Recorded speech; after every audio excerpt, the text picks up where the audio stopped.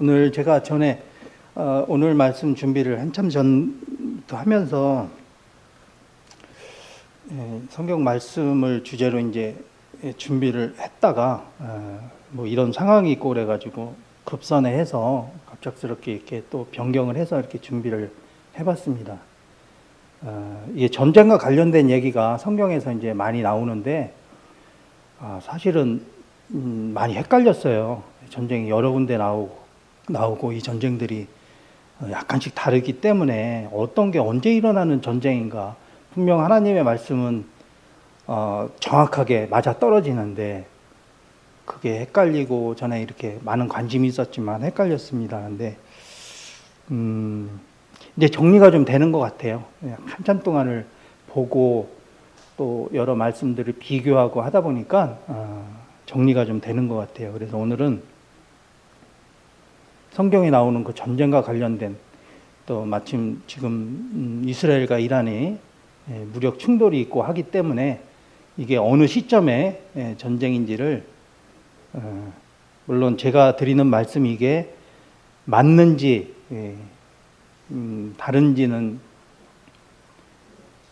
저도 모르겠죠. 근데 나름 객관적으로 보고 어느 말씀이 이게 분별이, 저 나름대로 분별을 좀 해서 말씀을 하기 때문에 드릴 것인데, 이게 만약에 다르다고 하면은 나중에 형제님들 좀 말씀을 해주시기 바랍니다.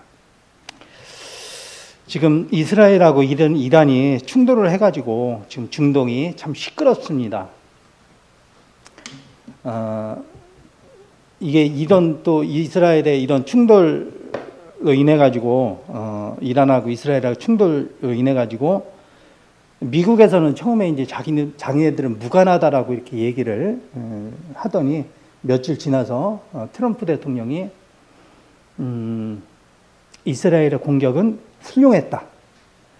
그리고 또 이스라엘을 지지하는 발언을 했고, 이란에게는 아무것도 남지 않게 되기 전에 반드시 합의를 하라는 그런 메시지를 전하면서 이스라엘의 공격을 사전에 알았다는 것으로 그 언론에서 이렇게 나오고 있습니다. 어떻게 보면 미국의 트럼프 대통령이 지금 미국 내 지지율이 상당히 떨어져 있어요. 지지율이 30%대라고 이렇게 얘기를 하고 하는데 인기가 없어요. 그래서 미국도 국민들이 대통령을 잘못 뽑았다라는 생각 때문에 우리나라를 지금 상당히 부러워하고 있다고 합니다. 우리나라에서 대통령을 탄핵하고 또 새로운 정부를 구성한 거에 대해서. 그렇다 보니까 미국의 대통령이 이런 지지율을 회복하기 위해서 어떻게 보면 시선을 돌리기 위한 목적도 이 안에 분명히 포함이 되어 있다고 생각을 합니다. 우리나라도 이제 윤석열, 김건희 이 두 사람이 문제로 인해서 윤석열이가 이제 지금은 윤석열 씨죠. 김건희 문제로 인해서 지지율이 바닥이 되고 그러면서 탈출구로다가 계엄을 선포를 했던 것이고, 특히나 이제 북한을 자극을 해가지고 이제 국지전을 유발하려는 행위도 전에 있었고요. 이와 비슷한 맥락이라고 볼 수가 있습니다. 지난 13일, 6월 13일 날, 그러니까 9일 전에 중동에서 이스라엘이 먼저 이란을 공격을 했어요. 그래서 지금까지 무력 충돌이 계속되고 있는데요.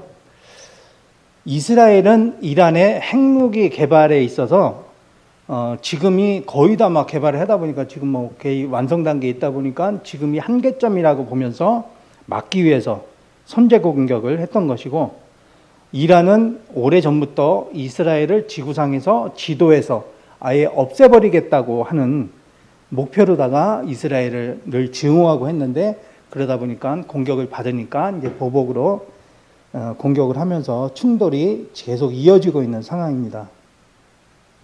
이 중동에서 전쟁, 특히 이스라엘과 관련된 이 전쟁에 있어서는 우리 그리스도인들에게는 굉장한 관심입니다.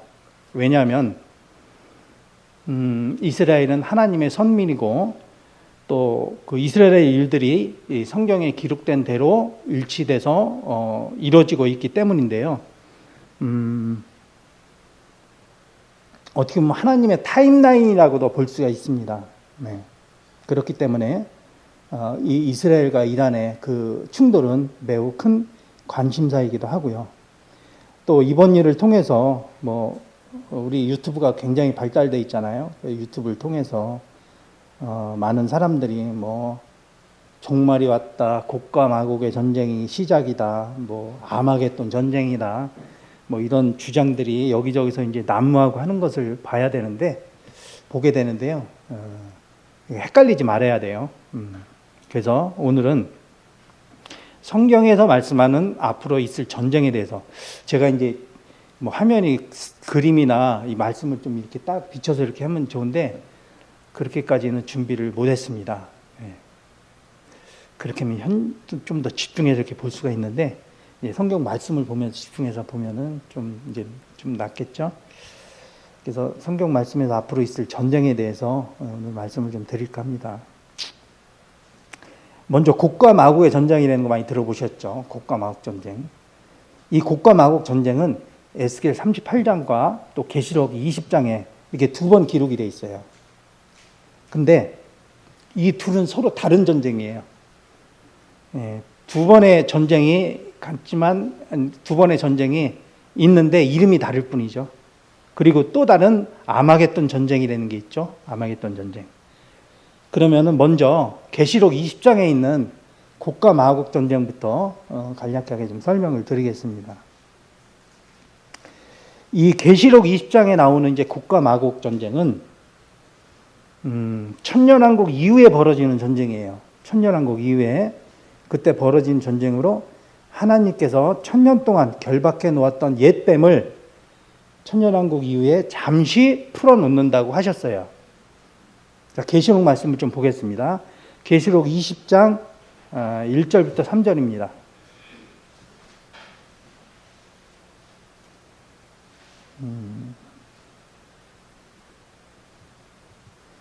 계시록 20장 1절부터 3절입니다. 또 내가 봄에 천사가 무저갱의 열쇠와 큰 쇠사슬을 그의 손에 가지고 하늘로부터 내려와서 용을 잡으니 곧 옛뱀이요 마귀요 사탄이라 잡아서 천년 동안 결박하여 무저갱에 더 던져 잠그고 그 위에 봉인하여 천년이 차도록 다시는 만국을 미혹하지 못하게 하였는데 그 후에는 반드시 잠깐 노일이라.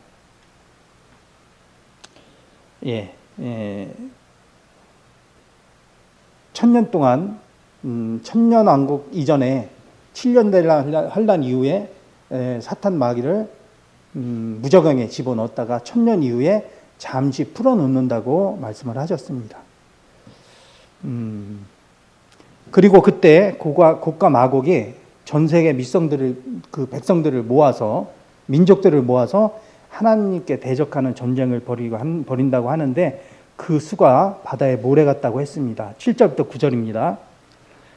천년이 참에 사탄이 그 옥에서 놓여 나와서 땅의 사방 백성 곧 곡과 마곡을 미혹하고 모아 싸움을 붙이리니 그 수가 바다의 모래 같으리라. 그들이 지면에 널리 퍼져 성도들의 진과 사랑하는 성을 두루매 하늘에서 불이 내려 그들을 태워버리고. 곡과 마곡이 전 세계 민족들을 모아서 하나님께 대적하는 전쟁을 벌인다고 했는데 그 수가 바다의 모래 같다고 이렇게 말씀하고 있습니다. 물론 하나님께 대적하는 이 곡은 하늘에서 불이 내려와서 순식간에 제압이 될 것입니다. 그때도 이제 마곡 땅의 곡이라는 지도자가 천년왕국 이후에 어떻게 보면 쿠데타를 또 일으키는 건데요. 그때 만왕의 왕이신 통치자이신 우리 주님께서는 그냥 일부러 그렇게 하게끔 하시는 걸 겁니다. 그리고 이제 천년왕국을 지내면서 새하늘로 이제 옮겨기 전에 백성들을 한 번 더 청소하면서 털어내는 것으로 봐야겠죠. 이렇게 이 계시록 20장에 나오는 곡과 마곡의 전쟁은 이런 형태입니다. 그리고 계시록 16장에 아마겟돈 전쟁이 나오죠. 7년 대환란 끝에 말미에 이제 주님께서 하늘의 군대와 함께 이스라엘에 오셔서 무기또 땅에서 무기또 평야에서 이스라엘의 무기또 평야에서 짐승의 군대하고 벌이는 이 전쟁을 말하는 건데요.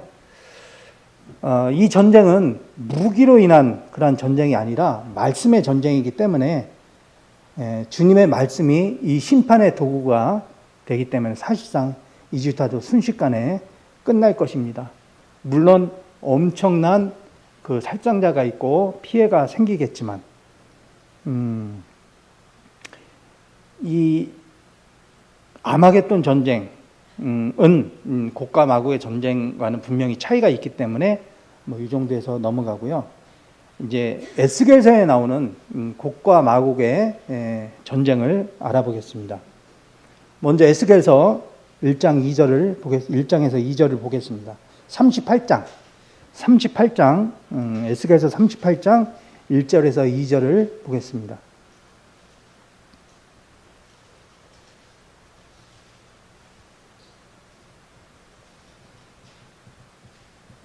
에스겔서 38장 1절에서 2절입니다. 여호와의 말씀이 내게 임하여 이르시되 인자야 너는 마곡 땅에 있는 로스와 메섹과 두발 왕 곧 곡에게로 얼굴을 향하고 그에게 예언하여. 여기서 마곡 땅이라고 했는데요. 마곡 땅은 지금의 러시아 지역에 있는 지역을 얘기하는 것이고 곡은 지도자입니다. 마곡 땅의 지도자. 로스는 러시아를 말하는 것이고 메섹은 모스크바를, 그리고 이제 두발은 러시아의 군사기지를 말하고 있습니다. 그리고 3절에서 7절 말씀 보겠습니다. 에스겔서 38장 3절에서 7절. 이르기를 주 여호와께서 이같이 말씀하시기를 로스와 메섹과 두발 왕 고가 내가 너를 대적하여 너를 돌이켜 갈고리로 내 아가리를 꿰고 너와 말과 기마병 곧 내 온 군대를 끌어내되 완전한 갑옷을 입고 큰 방패와 작은 방패를 가지며 칼을 잡은 큰 무리와 그들과 함께 한 방패와 투구를 갖춘 바사와 구스와 붓과 고멜과 그 모든 떼와 북쪽 끝에 도갈마 족속과 그 모든 떼 곧 많은 백성의 무리를 너와 함께 끌어내리라. 너는 스스로 예비하되 너와 내게 모인 무리들이 다 스스로 예비하고 너는 그들의 우두머리가 될지어다. 이 곡과 마곡 전쟁은 중동의 많은 나라들이 연합해서 이스라엘을 일방적으로 공격하는 전쟁입니다. 그리고 연합국의 통치자는 곡이라고 했고 또 4절에서 갈고리로 곡 네 아가리, 그러니까 곡의 아가리를 꿰고 큰 방패와 작은 방패를 지닌 칼을 잡은 큰 무리를 이스라엘로 끌어낸다고 이렇게 말씀하고 있습니다. 어쨌든 곡은 좋든 싫든 간에 참여하게 된다는 거죠. 그리고 5절에서 바사와 구스와 붓, 이제 바사는 페르시아를 얘기하는 것이죠. 이란. 그리고 구스는 에디오피아, 붓은 리비아를 말하고 있는데요. 이 나라들이 곡으로 추정되는 러시아뿐만 아니라 이 나라들과 함께 방패와 투구를 갖추고 이제 6절에서 고멜을 얘기하는데 고멜은 지금으로 말하면 튀르키예, 그러니까 터키죠. 터키를, 그리고 도갈마 족속은 알메니아, 그러니까 러시아 밑에 지중해 연변 국가들을 말하는데 그 무리들을 함께 끌어낸다고 이렇게 말씀을 하십니다. 그리고 7절에서 곡은 그들의 우두머리가 된다고 말씀하고 있는데요.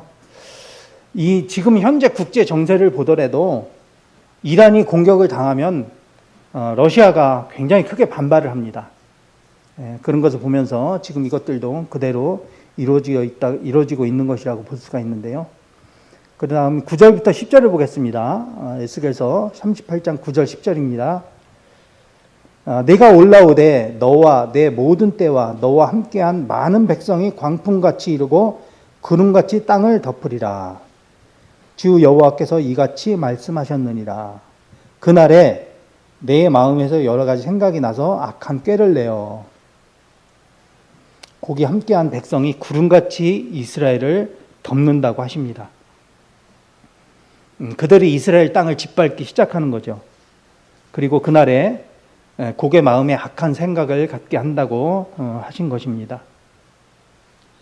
다음 12절에서 13절을 보겠습니다. 물건을 겁탈하며 노력하리라 하고 내 손을 들어서 황폐하였다가 지금 사람이 거주하는 땅과 여러 나라에서 모여서 짐승과 재물을 얻고 세상 중앙에 거주하는 백성을 치고자 할 때에 스바와 드단과 다시스의 상인과 그 부자들이 내게 이르기를 내가 탈취하러 왔느냐 내가 내 무리를 모아 노력하고자 하느냐 은과 금을 빼앗으며 짐승과 재물을 빼앗으며 물건을 크게 약탈하여 가고자 하느냐 하리라.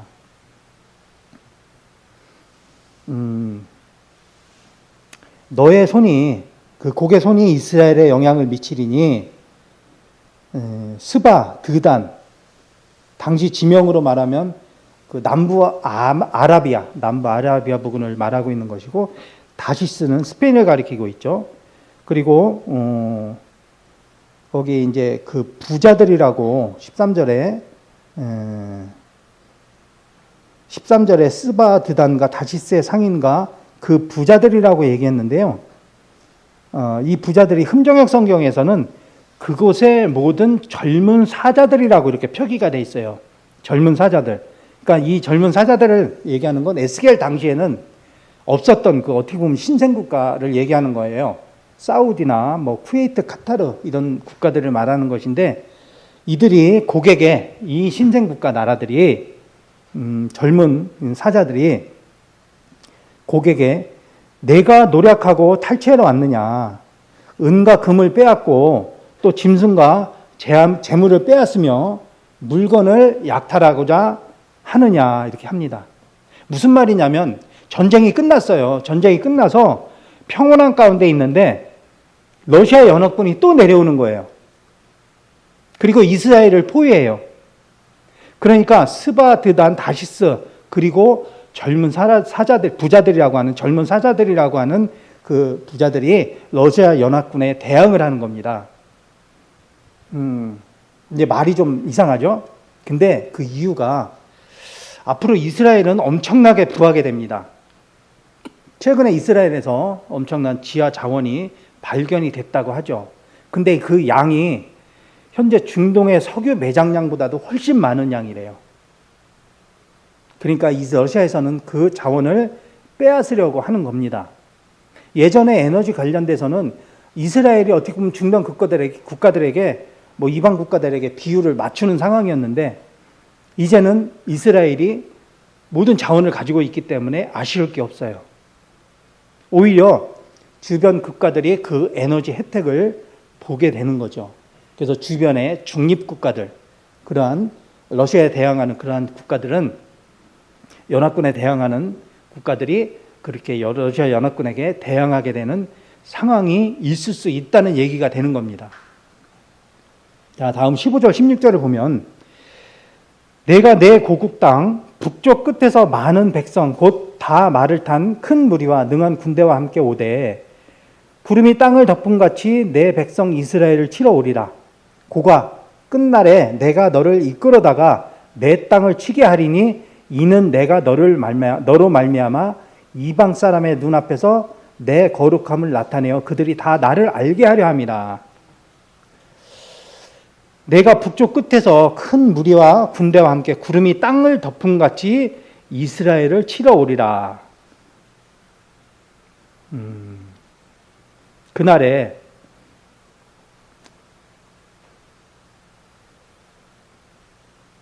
끝날에 마지막 날에 그때 야곱의 고난의 때에 이스라엘에게 고난을 주시는 그 주님께서 러시아의 통치자 곡을 끌어다가 이스라엘을 치게 하신다는 겁니다. 물론 그때 이스라엘은 지금까지 이스라엘은 예수님을 부정하고 하죠. 그러나 그때가 돼서야 이스라엘에서는 예수님이 하나님이신 것을 알게 되면서, 구세주이신 것을 알게 되면서 예수님의 그 거룩하심을 보게 되는 겁니다. 이렇게 이제 에스겔서 38장에 나오는 곡과 마곡의 전쟁을 보면 이스라엘의 노략물을 탈취하기 위해서 벌이는 전쟁으로 보여집니다. 그 시기는 7년 대환란 바로 직전이 되든 바로 직후가 되든 정확히는 알 수가 없겠죠. 그렇기 때문에 지금의 이스라엘과 이란과 벌이는 이 무력 충돌은 곡과 마고의 전쟁은 아닌 것은 분명합니다. 그렇다면 이제 환란기에 관련된 그 전쟁이 여러 군데가 나오죠. 지금 말씀드렸던 에스겔서 38장 또 계시록 20장은 같은 곡과 마곡의 전쟁이지만 분명히 때가 달라요. 에스겔서 38장은 7년 대환란 전에 있을 전쟁이고 계시록 20장에서 말하는 곡과 마곡의 전쟁은 천년왕국 이후에 새하늘과 새 땅 가기 전에 그때 하나님께서 적그리스도의 그 모든 것을 다 멸하시는 그러한 전쟁이죠. 그 외에 또 나오는 전쟁이 나오는데요. 다른 전쟁이 시편 83편에 말씀하고 있습니다. 시편 83편 1절부터 한번 보겠습니다. 먼저 1절부터 4절을 보겠습니다. 여기서도 말씀을 보면 연합국들이 예루살렘을 치는 전쟁으로 나오는데요. 시편 83편 1절부터 4절입니다. 하나님이여 침묵하지 마소서. 하나님이여 잠잠하지 마시고 조용하지 마소서. 무릇 주의 원수들이 떠들며 주를 미워하는 자들이 머리를 들었나이다. 그들이 주의 백성을 치려하여 간궤를 꾀하며 주께서 숨기신 자를 치려고 서로 의논하여 말하기를 가서 그들을 멸하여 다시 나라가 되지 못하게 하여 이스라엘의 이름으로 다시는 기억되지 못하게 하자 하나이다. 이 말씀을 딱 읽어보더라도 이 전쟁의 목적은 이스라엘 민족을 없애고자 하는 전쟁이라는 것을 알 수가 있습니다. 곡과 마곡의 전쟁은 그 계시록 20장 말고 에스겔서 38장의 곡과 마곡의 전쟁은 정확히 말하면 노략물 때문에 벌이는 전쟁이고 또 계시록 16장에서 말하는 아마겟돈 전쟁은 예수님을 대적해서 벌이는 전쟁입니다. 그 아마겟돈 전쟁은 7년 대환란 이후 천년왕국 전이죠. 그때. 그런데 이 시편 83편에서 말씀하는 전쟁은 이스라엘 민족을 없애고자 하는 전쟁입니다. 사실 이건 이스라엘을 둘러싸고 있는 그 이슬람 강경 중동 국가들이 가장 원하고 있는 그 실질적인 목표이기도 하고 또 말씀대로 이스라엘이라는 이름이 이 지구상에서 없어지길 바라는 그러한 그들의 마음이기도 합니다. 그래서 이 전쟁에 개입하는 나라들을 한번 보겠습니다. 시편 83편 5절부터 8절입니다. 5절부터 8절. 그들이 한 마음으로 의논하고 주를 대적하여 서로 동맹하니 곧 에돔의 장막과 이스마엘인과 모압과 하갈인이며 그발과 암몬과 아말렉이며 블레셋과 두롯 사람이요 아스르도 그들과 연합하여 롯 자손의 도움이 되었나이다. 이들이 한 마음으로 의논을 해서 주를 대적해서 동맹해서 이스라엘을 치는 전쟁이라는 겁니다. 그리고 12절에서 이제 이 나라들의 열망을 얘기하고 있죠. 12절에서 그들이 말하기를 우리가 하나님의 목장을 우리의 소유로 취하자 하였나이다. 이 전쟁을 일으키는 목적이 이스라엘을 없애고 하나님의 집들을 차지하는 것이라는 것을 알 수가 있습니다. 분명히 이 전쟁은 노략물이 목적은 아닌 것은 확인됐습니다.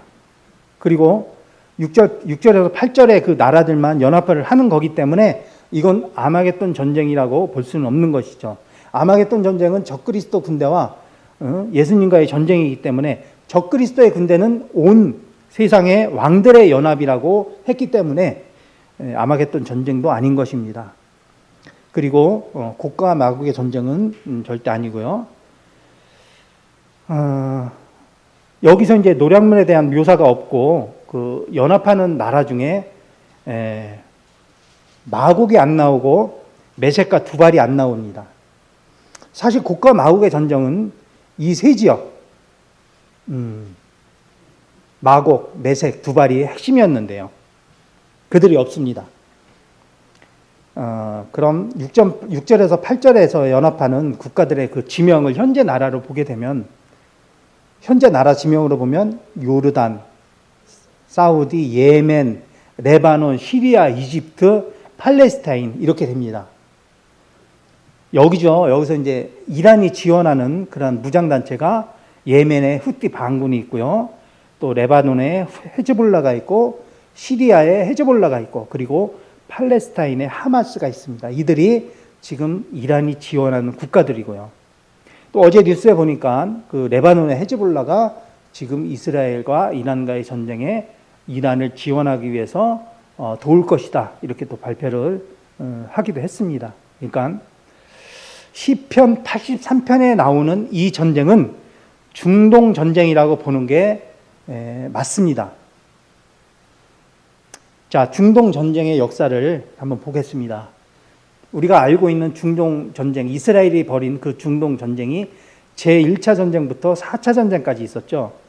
1차 전쟁은 1948년도에 이스라엘이 건국을 하는데 이를 반대한 이집트, 요르단, 시리아, 레바논, 이라크 이 5개 연합국이 이스라엘을 공격한 전쟁입니다.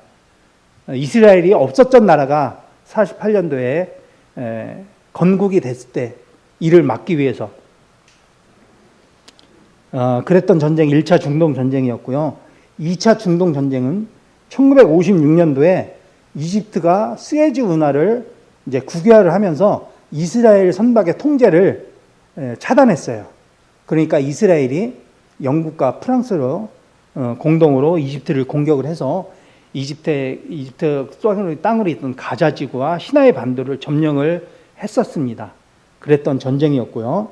그리고 3차 중동 전쟁은 1967년도에 우리가 알고 있는 6.1 전쟁이라고 합니다. 6일 만에 전쟁이 끝난 그 당시에 이제 이집트, 시리아, 요르단, 아랍 국가들이 이스라엘을 포위를 해서 이집트가 이제 티란 해협이라는 그 해협을 봉쇄를 하자 이스라엘이 미리 그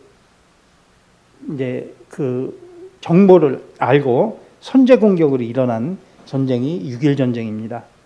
그리고 제4차 중동 전쟁은 1973년도에 일어난 욤키프르, 그러니까 욤키프르는 속죄일이죠. 욤키프르 전쟁이라고 하는데 이스라엘이 3차 중동 전쟁, 6.1 전쟁 때 빼앗은 영토가 있습니다. 그 영토를 골란권이라든지 그 영토를 이집트하고 시리아가 다시 되찾기 위해서 이스라엘의 최대 명절인 속죄일에 기습 공격으로 일어났던 그 전쟁이 바로 욤키프르 전쟁, 제4차 중동 전쟁입니다. 그 이후로도 이스라엘은 중동 국가들과 크고 작은 전쟁들이 많이 있었습니다.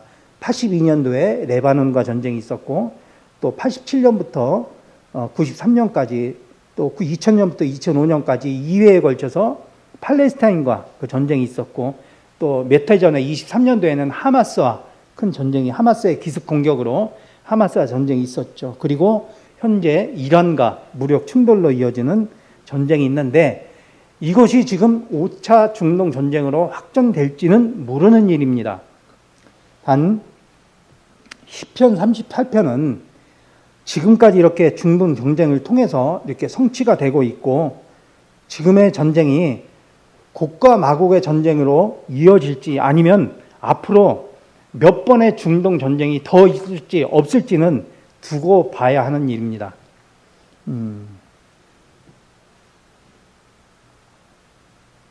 따라서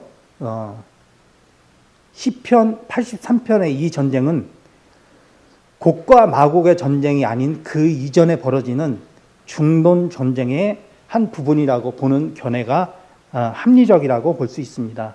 그래서 이스라엘은 이전까지의 모든 중동 전쟁에서 모두 승리를 했고 영토를 점차 확대해 나갔습니다. 그리고 앞으로도 있을 전쟁도 마찬가지로 하나님께서 지켜주셔서 승리를 할 것입니다.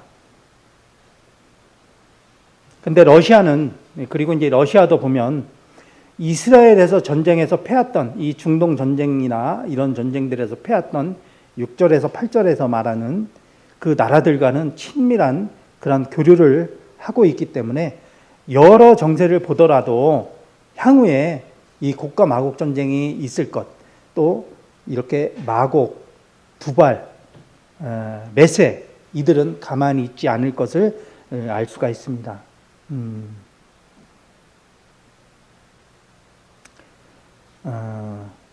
이 시편 83편의 이 전쟁은 에스겔서 38장 곡과 마곡 전쟁의 전조일지 아닐지는 짐작은 못하지만 추측을 하건대 전조 전쟁일 수 있다는 것이 성경 학자들의 얘기이기도 합니다. 그게 뭐 단정지을 수는 없죠. 그렇지만 7년 대환란 때 그 언약 체결과 관련이 있다고 본다면 또 성경의 그 타임라인을 이렇게 잘 순서대로 볼 때 그 에스겔서의 곡과 마곡 전쟁은 7년 대환란에 바로 직전에 될 가능성이 크고 그것이 끝나고 이제 언약을 체결하는 곡과 마곡 전쟁이 끝나고 7년 대환란에 언약을 체결하는 순서로 간다면 그때 뭐 미국이 등장하는 그 대목은 없더라고요. 그런 여러 가지 정황을 볼 때 뭐 교회 휴거 후일 가능성이 크다고 추측은 해봅니다. 만약에 곡과 마곡 전쟁이 7년 대환란 이전 교회 휴거 이후라고 한다면 우리는 볼 수 없겠죠. 지금 중동 전쟁만 겪는 것입니다. 그래서 지금 이 이스라엘과 이란의 충돌이 어떻게 또 확전이 될지 여기서 끝마치고 또 향후에 몇 번의 그 중동 전쟁이 있을지는 알 수는 없습니다. 정확히. 그러나 확실한 건 지금의 이스라엘의 이란에 대한 공격이 이란을 지지하고 있는 주변 국가들의 심기를 건드린 것은 맞다고 해요. 이로 인해서 이제 이스라엘에 대한 반유대주의 사상이 사실은 이전에도 굉장히 커져 있는데 더욱더 확산될 것은 분명합니다. 뉴스에서도 보면 그 이스라엘에 대한 피해보다는 이란에 대한 피해를 더 크게 부각하고 있는데요. 예를 들면 이스라엘의 공격으로다가 이란의 민간인 지역을 공격을 했다. 여기서 사상자가 거의가 여성과 어린이들이다. 이런 보도들을 보게 되죠. 그리고 또 심지어는 유엔 안보리에서도 이스라엘을 비판하는 상황이 있다 보니까 이 마지막 때가 가까워올수록 이스라엘은 이런 여러 상황으로 볼 때 모든 나라에게 비방이 되는 그런 또 반감을 사게 되는 일은 커질 것입니다. 많은 성경학자들은 이번 이스라엘이 이란과의 충돌에서 아마도 이스라엘이 이란의 핵시설을 공격을 한다면, 핵 공격을 한다면 아마도 이게 시작점이 될 수도 있다라는 추측을 하긴 합니다. 왜 그러냐면 핵 전문가들도 레드라인으로 정했기 때문에 그렇게 그런 추측을 하고 있는데요. 또 첨부해서 이제 말씀을 드리자면 우리나라 뉴스에서는 전혀 보도는 되지 않는데 그 보도되는 내용들이 외신으로 보도되는 내용들을 보면 유대인들은 성전산에 성전을 세우는 것을 굉장히 갈망하고 있다는 보도를 많이 합니다. 그래서 이 성전산에 유대인들이 방문을 하는데 작년에 비해서 올해 한 30% 이상이 급증을 했다고 해요. 사실 성전산에는 유대인의 성전이 없어요. 이슬람 성전이 있지. 단 그 옆에 솔로몬 성전으로 남아있는 통곡의 벽이라고 하는 유대인들이 기도하는 그 통곡의 벽만 남아있을 뿐이에요. 그렇기 때문에 이 성전산에 유대인들이 사실 얼씬거릴 이유는 없습니다. 근데 점점 성전산에 대한 방문은 많아지고 관심은 커지고 있다고 합니다. 그리고 최근에도 성전산에서 9명의 유대인이 염소를 가지고 가서 희생물로 바치려다가 체포되는 일이 있었다고 합니다.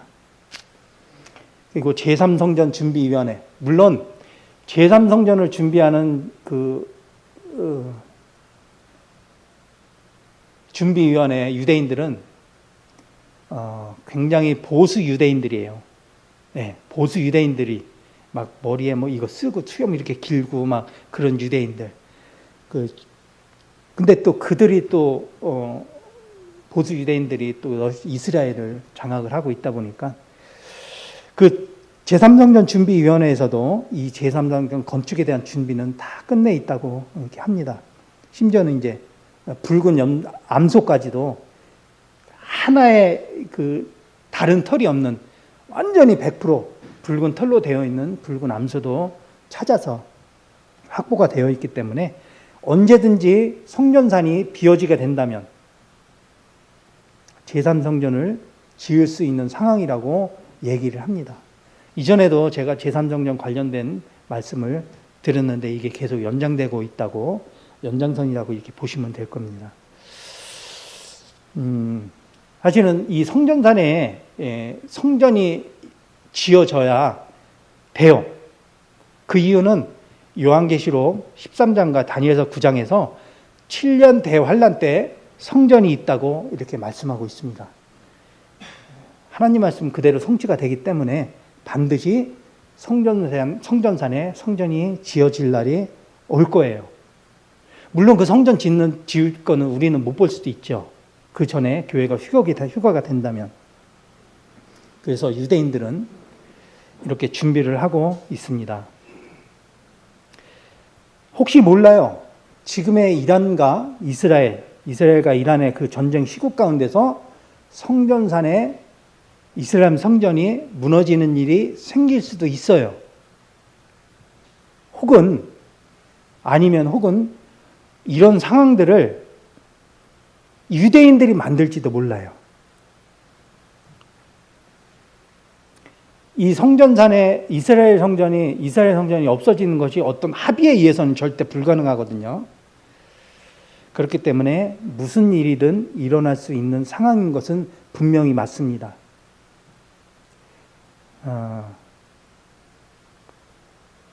이제 정리를 해서 제가 그림으로 만들어 드리면 좋겠는데, 여기서 이렇게 모양을 이렇게 말씀드리면, 여기서 이렇게 갈까요?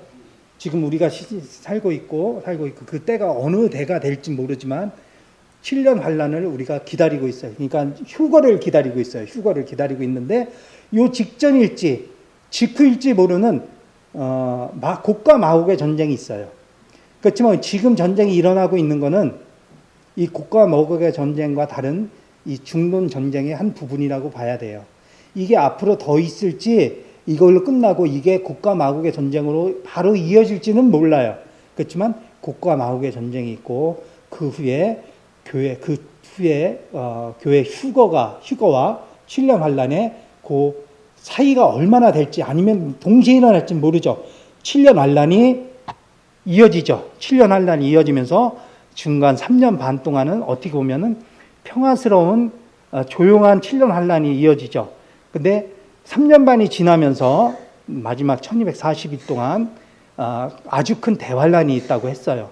그 중간에 적그리스도가 성전에 올라가서 자기가 하나님이라고 하는 그 일로 인해서 굉장히 억압하는 세상을 이제 자기 손에 넣는 그런 마지막 그 3년 반의 대환란이 있고, 그 7년 환란이 끝나는 시점에 아마겟돈 전쟁이 있죠. 예수님이 하늘의 군대를 이끌고 내려오셔서 무기토에서 벌이는 7년 대환란 끝에 아마겟돈 전쟁이 있고, 그 이후에 무적행의 마귀를 하나님이 1000년 동안 집어넣는다고 하셨어요. 그 이후에 천년왕국이 있는 거죠. 그리고 천년왕국 말미에 마귀를 잠깐 풀어놓는다고 하셨어요. 그때 또 곡과 마곡이라는 그 전쟁이 하나님의 군대와 함께 벌어지고 그 이후에 하늘과 새하늘과 새 땅이 이어지는 겁니다. 대충 정리가 되셨죠? 저는 이게 되게 헷갈렸었는데 처음엔 헷갈렸었어요.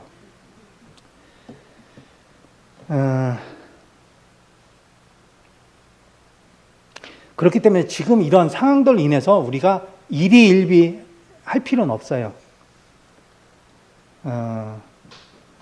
뭐 아까도 말씀드렸듯이 참 많은 유튜브가 발달돼서 여기에서 많은 얘기를 듣고 하다못해 우리 전에 윤석열 대통령도 유튜브만 보면서 그거 가지고 거짓 뉴스 가지고 막 정책을 피려고 그러고 나라를 갖다가 이리저리 통솔하려고 하고 했으니까 거기에서 많은 사람들이 눈과 귀를 움직이고 합니다.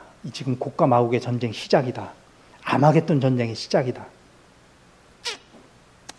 참 조심스럽게 말씀을 드리자면 절대 그런 일에 일희일비할 필요는 없고 단지 그렇지만 우리는 이스라엘 전쟁에 굉장히 관심이 가고 귀를 기울이게 되잖아요. 조용히 현재의 삶을 살면서 주님을 기다리면 될 것입니다. 사실 저는 개인적인 상황으로 볼 때 참 제가 아마 주님을 제일 기다리는 사람일지 몰라요. 많이 매를 맞고 있다 보니까 주님께서 빨리 오셨으면 하는 마음이 저는 제일 큽니다. 아마 젊은 성도일수록 좀 천천히 오셨으면 하는 마음일 거예요. 예, 맞아요. 빨리 오셨으면 좋겠죠. 그렇지만 그거는 전에도 우리가 영화도 보고 했잖아요. 결혼식은 신랑의 아버지가 느닷없이 정해서 가자 이렇게 되는 것입니다. 예수님도 모르고 오직 하나님만이 아신다고 하셨어요. 그러니까 일희일비 하지 마시고 담담한 마음으로 현재의 생활을 그대로 꾸준히 하시면서 주님을 섬기는 우리 평택중앙교회 성도님들이 되셨으면 합니다. 기도드리고 마치겠습니다.